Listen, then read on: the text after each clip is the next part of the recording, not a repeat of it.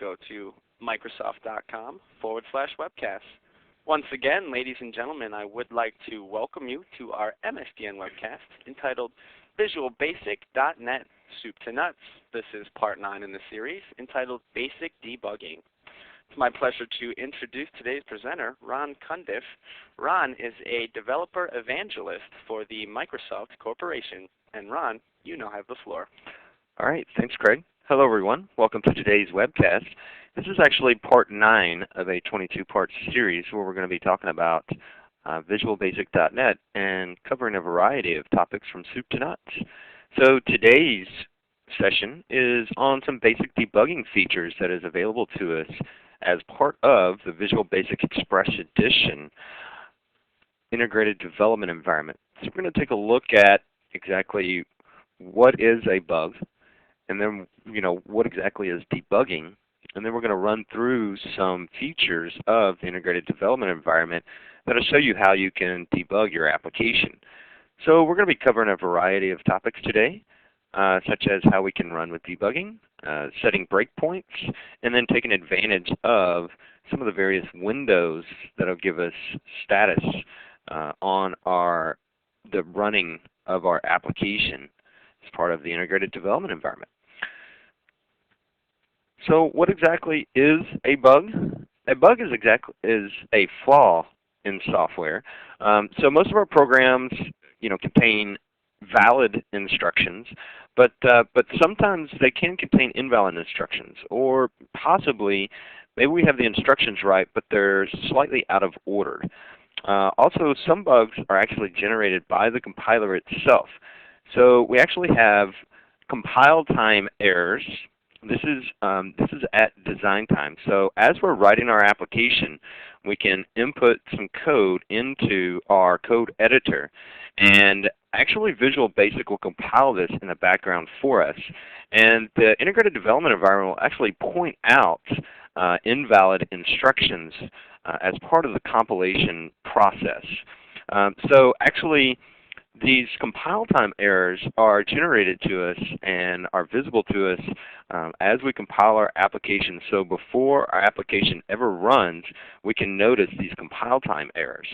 However, we also have what's known as runtime errors. Runtime errors, this is really what we describe as a bug because it's unintended invalid instructions that are introduced by putting in the wrong syntax or having our instructions slightly out of order or what have you. So the origin of the term bug actually began quite a while back in the old days, where we actually had tubes for these computers that we had in our data centers, and when these bugs would get in these tubes, it would actually blow out the tube, and so therefore it was an issue or a glitch. And so that's really kind of where the term came from. Now we also need to ensure that we have an understanding that we don't confuse actual bugs in our applications with security holes. A security hole is simply using the program in a way in which it was not intended. The application performs its design functions properly. However, the security hole is taking advantage of the way in which the application is built, where we may not have uncovered a way that it could be used in an inappropriate manner. So do need to clarify the difference between a security hole and a bug. A bug is actually a flaw in the software. So what is debugging? The act of finding and eliminating errors in software. So when we build our applications, we go ahead and write our code, and then as part of building the application, we will actually debug the application. And when we are debugging the application, we're actually looking for these errors in our software and eliminating those errors before we release our software for general consumption by our end users. So how exactly can I debug my application? Within Visual Basic Express Edition, what we do is we run with debugging support enabled. And so this would be the shortcut key for this is F5 from our keyboard within an integrated development environment. And then if an error is encountered, then Visual Studio will stop and display the error. And in the latest version, it'll even suggest ways that we can fix the error within our application as well. So the best way to demonstrate debugging is to go ahead and jump into an actual demonstration showing you some of the debugging capabilities. And we'll begin by showing you how Visual Studio will actually catch the error for us and then also present us with additional information on exactly what this error is and how we can go about fixing this error within our application. So we're going to go ahead and jump into a code sharing demonstration now. My resolution is set to 1024 by 768. If your resolution is that or higher, you can hit F5 on your keyboard to view this code sharing demonstration in full screen. So what I've got is I've just got a blank Windows application that I've started in Visual Basic Express Edition. And we're just going to go ahead and add a little bit of code to this Windows application to demonstrate some of the debugging features, to kind of show us how to go ahead and debug an application as we're building out this application. So I'm just going to go ahead and add just a little bit of code here to the form load event. I simply double-clicked on the form designer.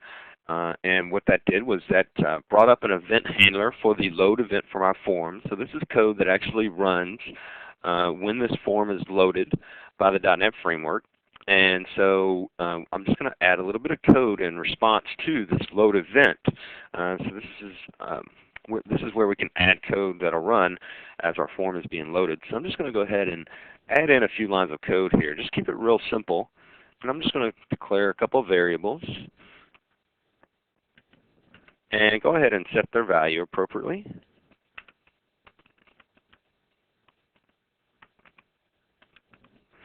And so now I've got an X and a Y variable, and then I'm just going to go ahead and declare another variable to contain a result of this. Now, a couple things to point out. Remember I said how Visual Basic actually compiles this in the background for us. So it's actually denoting to us here that we have a warning message that is being displayed in the error list. The error list window in the default configuration is at the bottom of the integrated development environment. I've got it highlighted now. And as you can see, it's actually compiling in the background. And this is a compile time. Warning is what this means. Warning won't prevent our applications from compiling. However, the editor is letting us know that we may not have everything that we need for this. So it's actually letting us know that, hey, you've actually declared a variable result that is not being used within this context. So it's just a warning. It will still compile and run appropriately. However, the editor is just giving us little clues here to let us know that there may be a problem with this syntax that we've used. So let's just go ahead and add a little bit more code. We're just going to say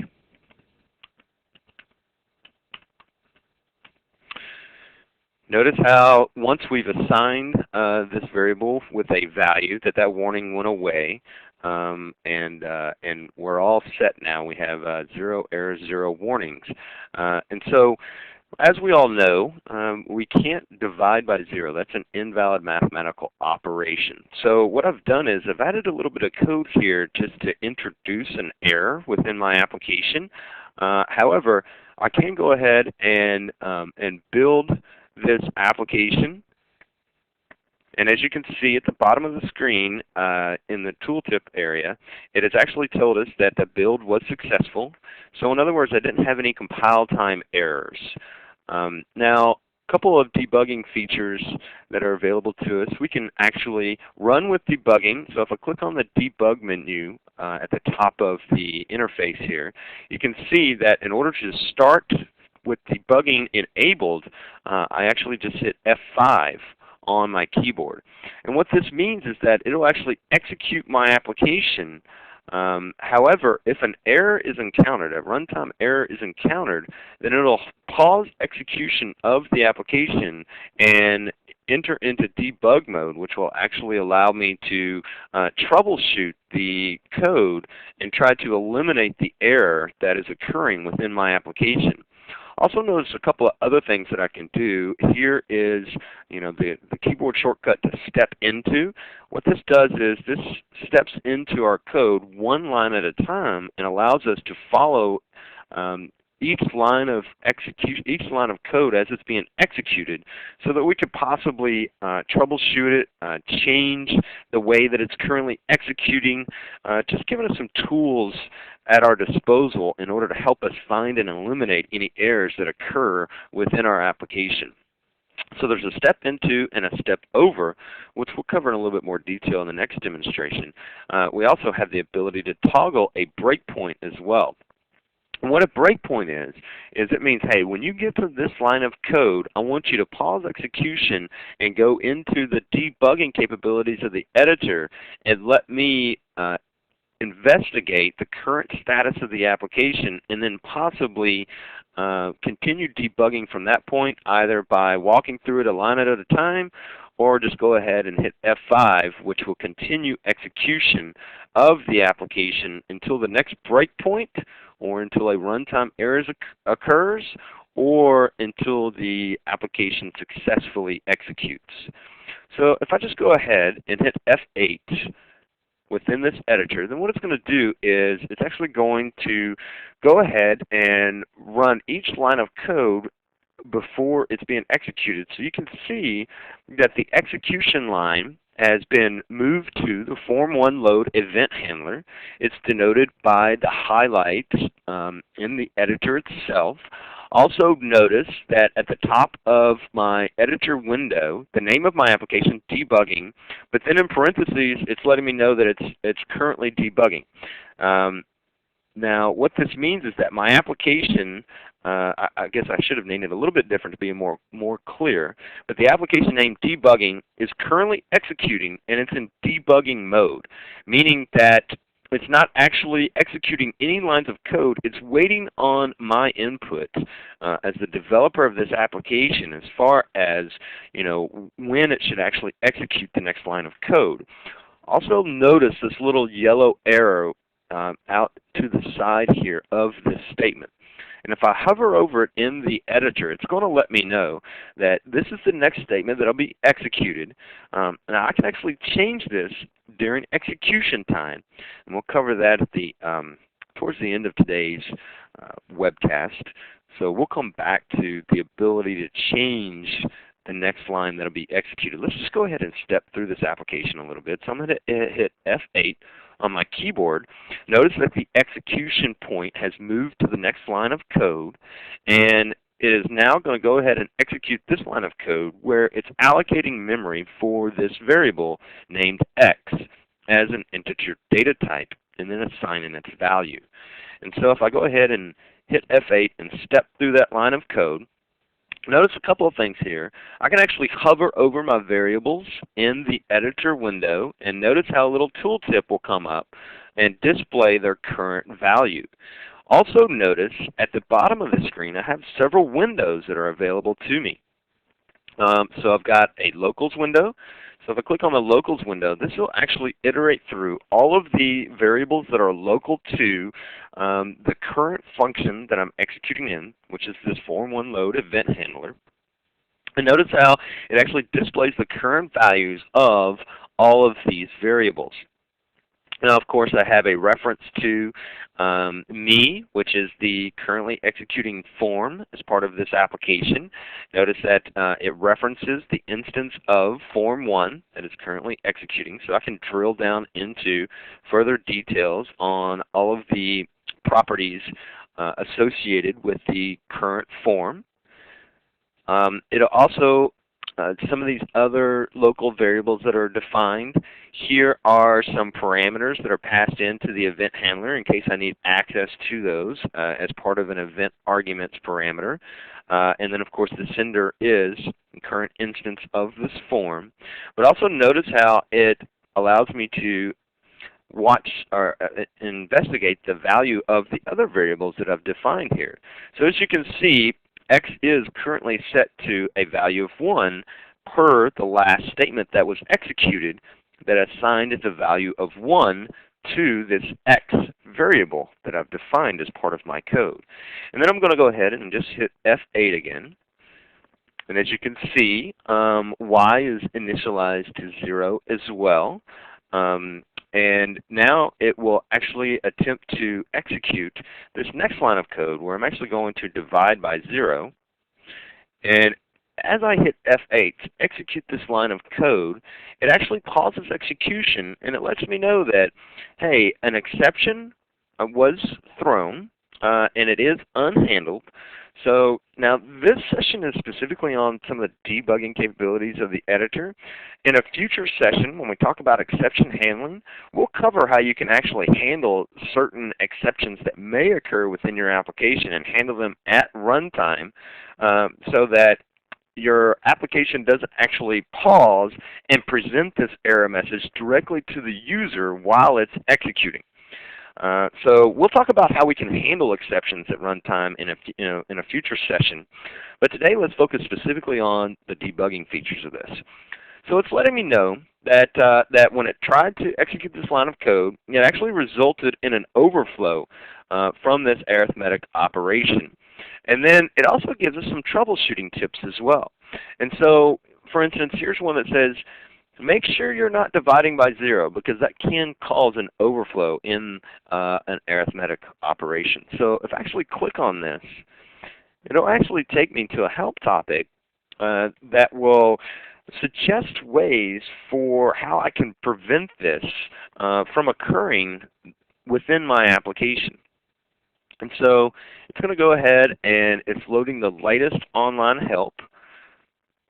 So it can actually download this help topic to let me know what I can do within my application to help prevent against this type of runtime error from occurring within my application.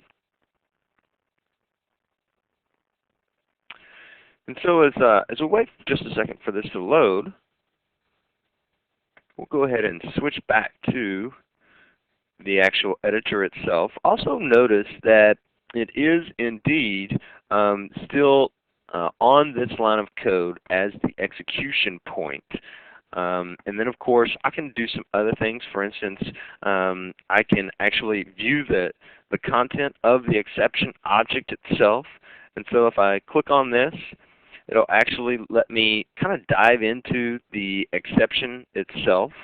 An exception is the type of object that we can investigate when a runtime error occurs, and it's populated by the .NET framework itself that contains additional information on this specific error that occurred within my application. And here you can see the message kind of tells it all here. This arithmetic operation resulted in an overflow. And then also notice that I actually get a stack trace as well. And so this actually lists all of the calling functions that it executed in order to get to this point, this line of code within my application. And it's still waiting for that help topic to load here. So let's go ahead and close this down. And then also notice that I can just go back and I can try to rectify the situation here. I can also click on the debug window and I can say, well, something's wrong. I'm not exactly sure what this error is. I'm just going to go ahead and stop debugging right now. And that actually gets me completely out of the execution of this application. Also notice that we went back to the design time status. So it doesn't have, it's letting us know that this is just the name of the application in the title box here. And that allows us to easily distinguish between when our application is currently running in debug mode or we're actually in design time mode where we can actually go in and modify the design of this application or actually modify the lines of code that will execute as part of this application. Aha. And then if we go back to the help, this is where it loaded the latest online help to give us more information on this actual exception that has occurred. And it's letting us know that, hey, an overflow exception is thrown when an arithmetic casting or conversion operation in a check context results in an overflow. And so it gives you a few tips for trying to eliminate this error within your application. So some of the most common causes of this exception would be, when casting from a number, the value must be a valid number. Or it could be that you may be trying to divide by 0, and of course dividing by 0 will yield this type of exception. And then of course it also gives us a few other tips that may help us out when we're actually experiencing having this overflow exception thrown as part of code that we've entered into our application. So as you can see, the editor itself actually gives us some tips for trying to eliminate this error within our application. It makes it very easy to get additional information on why this error may have occurred.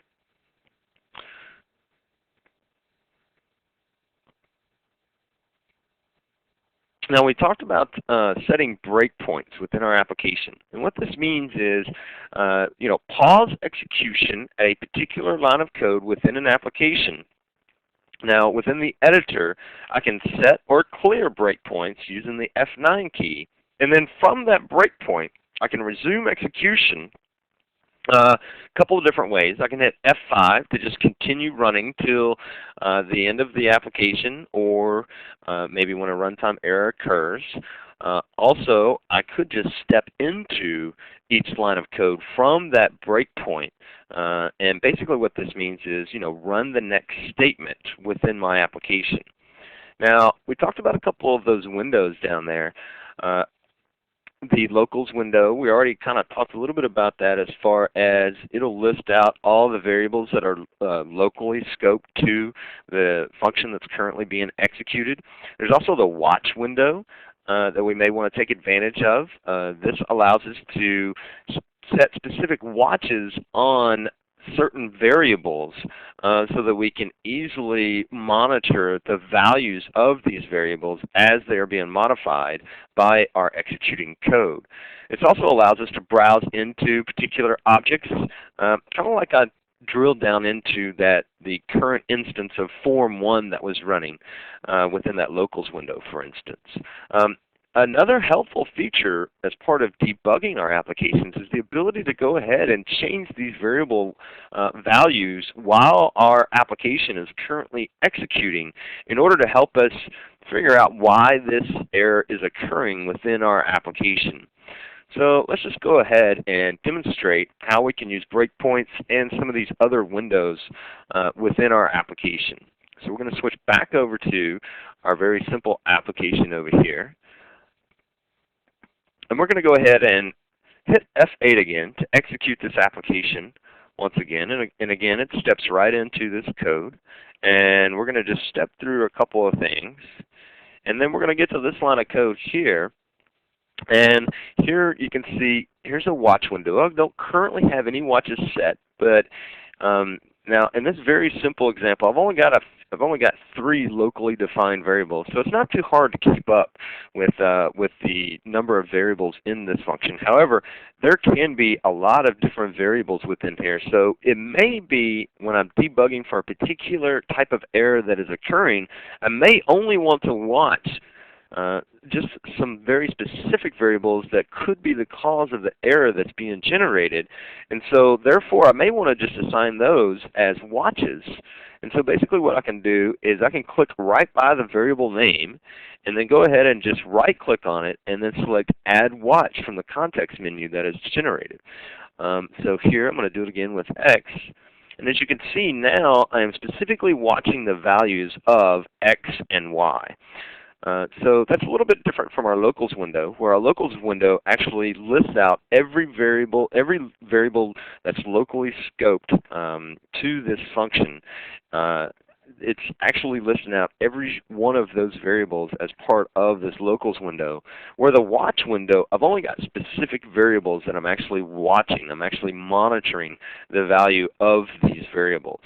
Now some of the other windows that are available to us down here as well is a call stack, which basically gives us a list of where we're currently at within the execution point within our application and any of the functions that were called in order to get to this point in execution. We also have an immediate window here as well. The immediate window is our ability to change the values of these variables as our application is currently running. So I've got a few different commands that I can issue for this immediate window. So really any statement that is valid as part of our syntax within our application is valid within this immediate window as well. So here I can see, as I'm interactively walking through each line of code, I can say, oh, wait a minute, X is currently 1, and Y is currently 0. For some reason, Y didn't get assigned an appropriate value somewhere along the way. So that's what's generating this exception. So let me go ahead and switch over to the immediate window. And let me just go ahead and set Y equal to 1 here. And so now if I switch back over to my watch window, you can see that, that X is 1, but Y is currently 1 as well. And so now if I hit F8 again, it actually populates the results appropriately, and it avoids the error that was being generated when Y was set to 0. And so therefore, by simply walking through each line of code, using the watches set on specific variables, and then using the immediate window, I can change the current status of my application by issuing commands within this immediate window to kind of help me out, help me debug this application as it's running. So essentially what I've found out by interactively debugging this application is that while I thought Y was supposed to have its variable set somewhere else within this function, it is indeed not. So now I know to go back to this part of my application and try to investigate why Y still has a value of 0. And then of course I can just go ahead and hit F5. That'll run the application to the end or until another error is encountered. And as you can see, it did fully load that time. And if I hit X out of it, it exits out of the application itself. And so now as a developer, I may even put a comment in here, something about need to make sure Y is not 0 or something of that nature, just to remind myself that before I perform this operation, I need to kind of check to make sure that it's not going to result in an overflow exception when it tries to execute this line of code. Now another thing I wanted to point out here as well is we hit F8 to step into these lines of code. Occasionally we'll have the scenario where we've already debugged this particular line of code, so maybe we want to just step over it. This is very useful for when you're calling other functions, and those other functions have already been debugged and tested, and so you know that you don't need to step through every line of code in that function. You can simply step over that, and what it'll do is it'll go ahead and execute that line of code and then move the execution to the next line of code without you having to step through every single line of code that's being represented by that code block. So that's really kind of the difference between step into and step over. And also, if you're having trouble finding some of these windows, notice how the debug menu option is a little bit different as I execute. So if you're having trouble finding where is that immediate window or where is that locals window, as you step through your application and then go to the debug menu, this is how you can enable the different windows that are available to you as part of debugging your application. Just wanted to point out a couple of features of the editor there that'll kind of help us out with debugging and so forth. So let's go ahead and switch back to the slide deck now. Actually, let's check on some questions here just to make sure.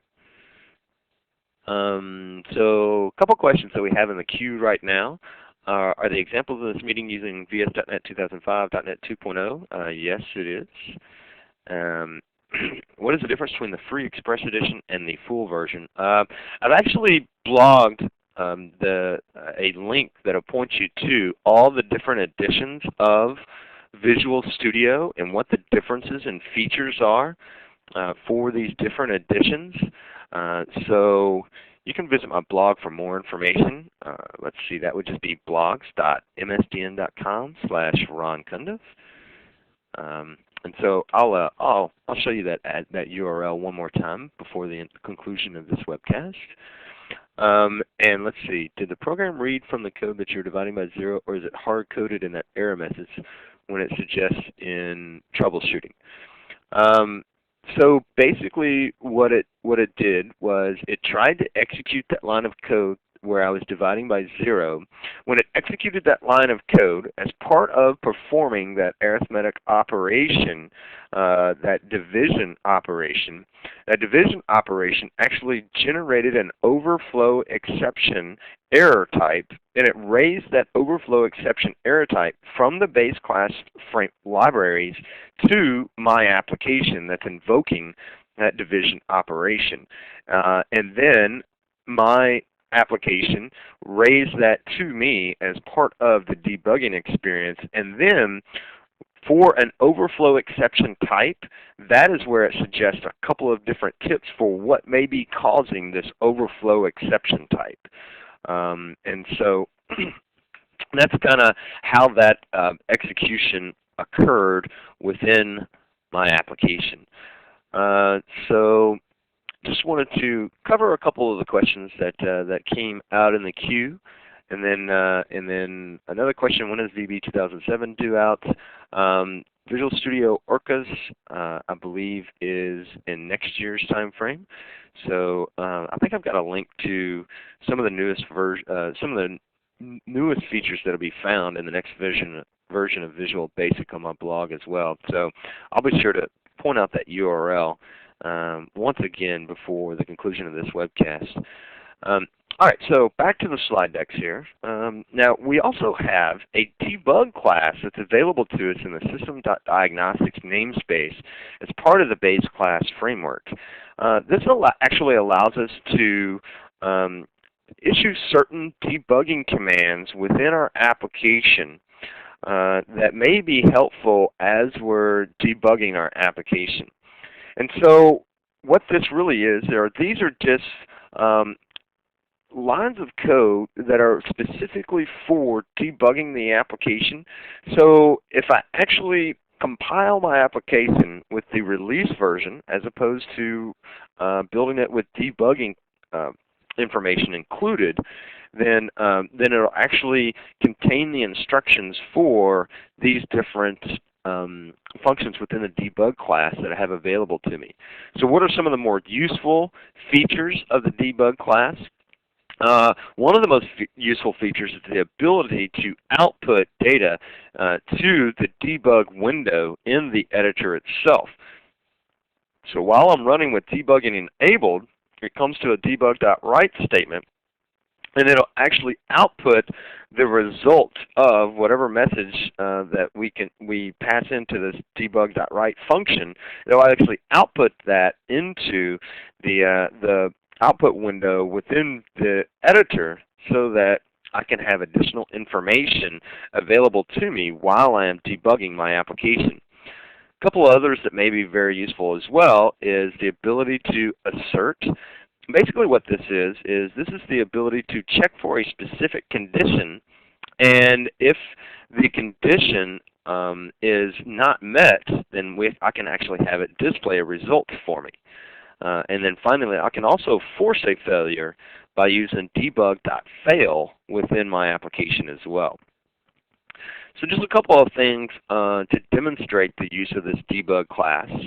I'm going to go back to code sharing demonstration now, and I'm actually going to, first thing I'm going to do is I'm going to go ahead and import the namespace where this is available to me.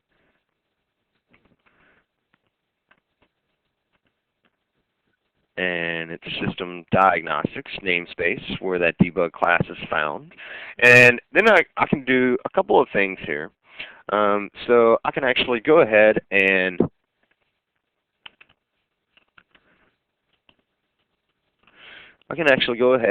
debug write or debug write line, depending on whether I want a line terminator added to my message or not. I'm going to go ahead and write a line terminator after my message, and here I'm just going to, go ahead and write out the string version of the current value of x. And I could do the same thing for maybe the current value of y, for instance. And just to demonstrate this, as I hit F8 and step into this line of code, and then get to this this write line statement here, as I execute that, and then go over to my immediate window, here you can see that it actually output to my immediate window the result of the message that I passed into this write line function on the debug class itself. And so if I hit it again, here you can see this is just useful as I'm debugging. I can kind of watch this immediate window, and as I get to this point in execution, I can see right now that after adding my comment last time to make sure that y is not equal to 0, then I output that to the immediate window. So I know that this line of code is actually going to give me an error. Now, another way of doing this is what I could do is I actually could issue an assert here on the debug window. So I could just go ahead and say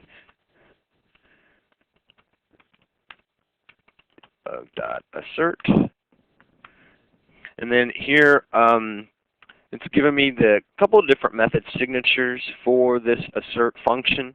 Here you can see that basically I'm going to use this the second signature of this assert method, and basically what this is if this particular condition is false, then it'll actually display this message that I'm passing in as a second parameter. So it's a way that I can assert a specific condition while I'm debugging to kind of aid me in my debugging efforts. So for instance here, I may say, y is not equal to 0. So if it is equal to 0, then I would like to display this message.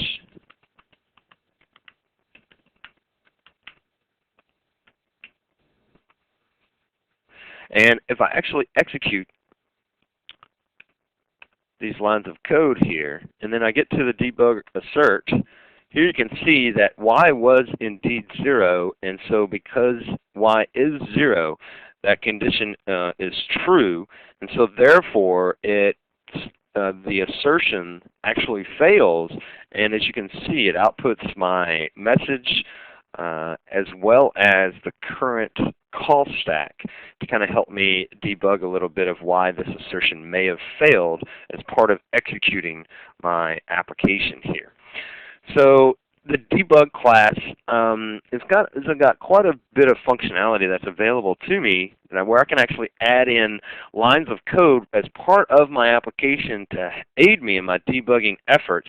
And so here you can see that if I did not, in fact, check this value, when it gets to that assertion, it's actually going to fail at this point.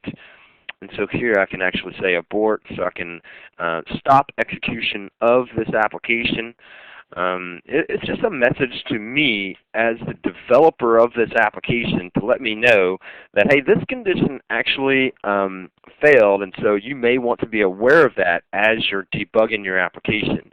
Of course, another way to do that, if I wanted to force an error, remember we said that you can actually use the debug class for forcing a specific error as well.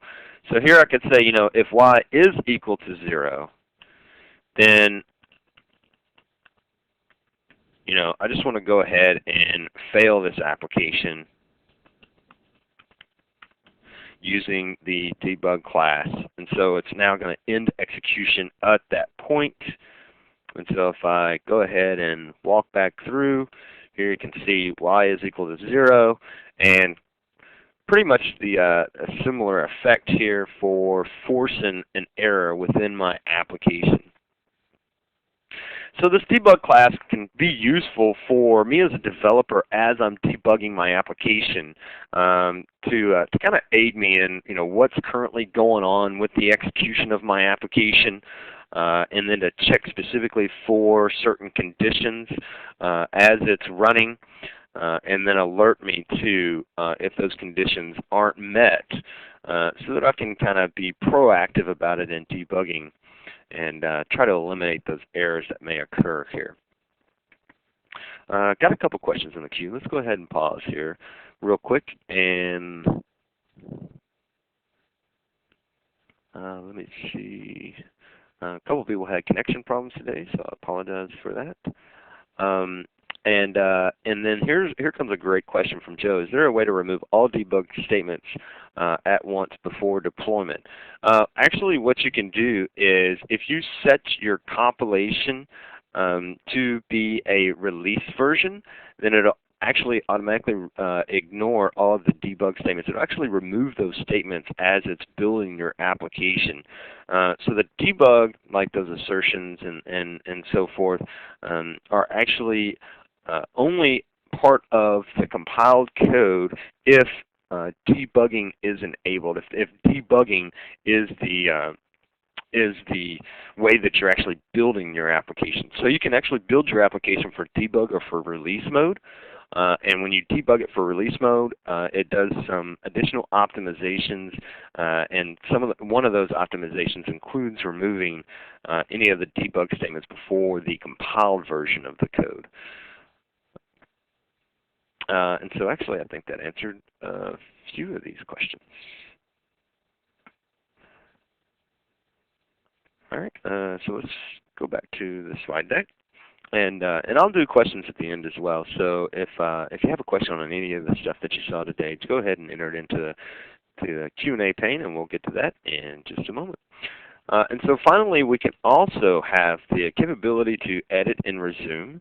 I think in the old version, this was actually called edit and continue. Either way, it's basically the same thing. It allows you to change code in a breakpoint and allows you to change the next line of execution. And so really and truly, the best way to show you this is just to demonstrate it in action. So what we're going to do is we're actually going to go ahead and we'll remove these statements here. And I'm going to go ahead and step through these lines of codes again. And here you can see, I'm going to step through this line of code, debug right line, 1. Oh, actually, y is 0. So what I want to do is I'm going to go ahead and change this to 2. And then I'll remember that yellow arrow that off to the left within the editor of the actual lines of code denoted where the next statement is that will be executed. And notice that even the tooltip lets us know that, hey, to change which statement is executed next, drag the arrow, keeping in mind that sometimes this may have unintended consequences. So I'm just going to take this, and I'm just going to drag this arrow up to this line of code where I actually declare this variable, and then I execute it again, and then I do those right line statements. And notice now that it's picking up on my new code where I'm actually assigning the value of 2 to the y variable within my application. And so now I actually can get a very different execution point when this line of code where I'm actually performing the operation gets executed. So I do have the capability as part of debugging my application where I actually could change how my application executes and even go ahead and change the code on the fly. Actually, this is new to Visual Basic 2005. I don't believe this feature made it into Visual Basic 2003.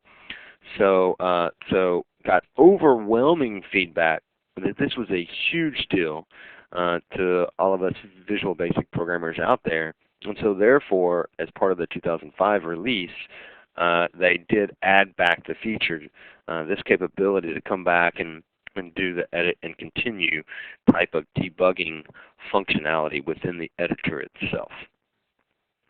And so I can just hit F5 to run this application to the end.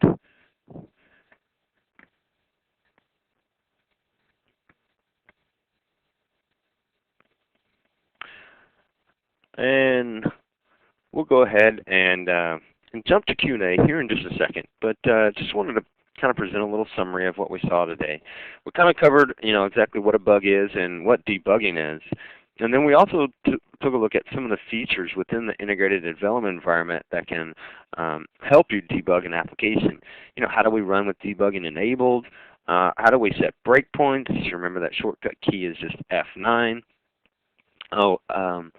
And also we covered some of the various windows that are available to us as part of the editor itself to help us with debugging.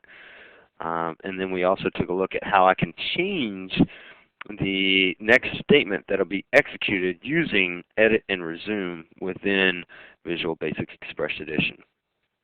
And then just wanted to point out that next week's session within this series, we're going to be talking about arrays and collections within Visual Basic. So we're going to talk about how we can use arrays and collections to store and organize data within our application. So I hope you'll join me for the next session in this series. And I'm going to go ahead and put up my contact information as well as that blog URL that I promised you a few moments ago during the presentation. So for instance, if you're wondering, what's the difference between Visual Studio and Visual Basic Express Edition, for instance, or some of the other editions of Visual Studio, I have blogged about that, so you can actually go out to my blog. That's blogs.msdn.com/Ron_Cundiff. And that's where I'll also post some additional resources related to this specific session shortly after the conclusion of this webcast as well. So with that, I'm going to go ahead and start taking questions and giving answers, and turn it back over to Craig.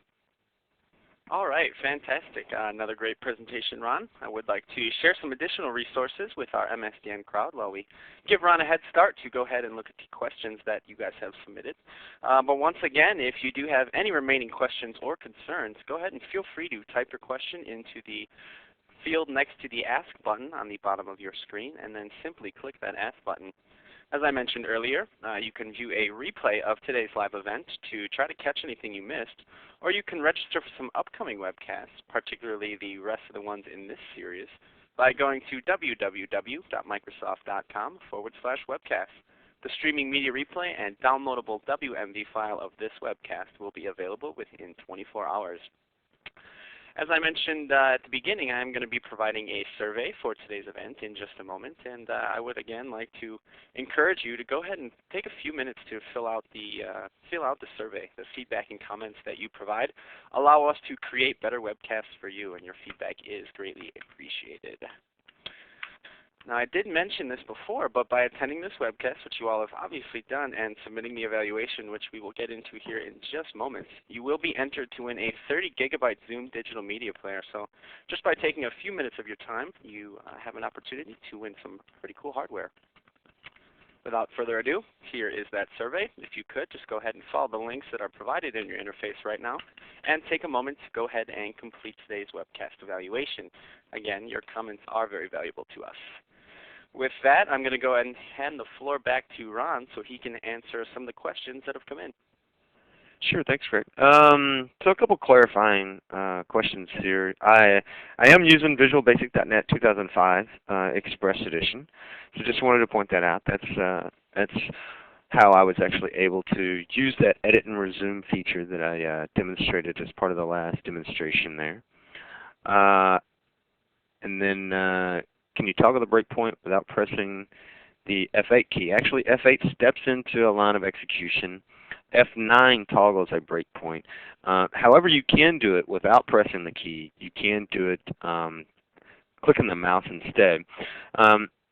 Where I click to move that execution point, that little yellow arrow, actually, if I click on any other line within that little area out to the left of the code editor window, that actually sets or clears a breakpoint as well. So So you can actually do that with the mouse by clicking in that area on your within your editor window without having to press the F9 key to set or clear that breakpoint. And then another question, how you would typically use the form load statement in a program. There are actually a series of events that gets fired when an application is executed, and there are actually a series of events that is fired when a form is loaded. So there are a couple of different events that you may want to handle as part of initialization code for your form. However, in the form load statement, this is where an instance of the form has been loaded, and everything that is part of the form, part of the class for the form, is available to you. So that is a great place for putting some initialization code for when your form first loads, such as setting up some of the form level variables that you may have defined for that form and so forth. Now, you actually, there could be times where you would want to actually specify some code that runs before the actual instance of the form is loaded and so forth. So a great place to look would be for the events that are fired as part of a form loading. Here, let me make a note of that, and I'll try to find an article that kind of talks about the events that are fired when a form is loaded and in which order. So I'm going to make a note here. Form event handling, and I'll try to look that up and put that on my blog for you, so you can get additional detailed information on that stuff. And then here's a great question: how would I best make the execution halt within a for loop when I reaches a specific value? Actually, you can actually set conditional breakpoints as well, where you can actually stop within a for loop when a variable hits a specific value, for instance. So I'm going to make a note of that too, and try to find an article that kind of describes how to do that and put that on my blog as well. And with that, I've got a couple other specific questions. I'll try to answer you individually one-on-one. I'll turn it back over to Craig. Thanks again. All right, fantastic. Great questions there. That is going to conclude our MSDN webcast for this morning, or by now maybe the afternoon, depending on where you're calling from. I would again like to thank everyone for coming out and attending today's webcast. We look forward to seeing you again soon, hopefully in the rest of this series. You may now disconnect from the audio portion of this conference.